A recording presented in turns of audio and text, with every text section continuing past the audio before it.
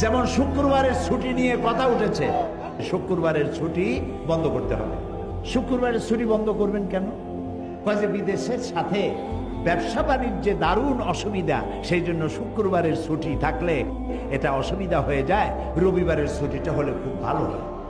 যারা এই প্রস্তাব করেছেন তাদেরকে প্রশ্ন করি, আপনি বাংলাদেশের কয় কোটি ডলারের ব্যবসা করেন আমেরিকার সাথে?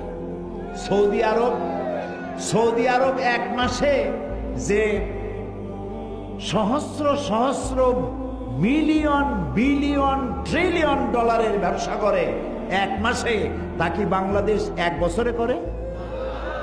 সৌদি আরবের সাপ্তাহিক ছুটি কি বা? তাতে তো কোনো অসুবিধা হয় না। কুয়েতের অসুবিধা হয় না, কাতারের অসুবিধা হয় না, আরব আমিরাতের হয় না, ওমানের হয় না, ইয়েমেনের হয় না, মিশরের হয় না, জর্ডানের হয় না, তিউনিসিয়ার হয় না, সুদানের হয় না। পৃথিবীতে অর্ধশত মুসলিম দেশের সাপ্তাহিক ছুটির দিন শুক্রবার,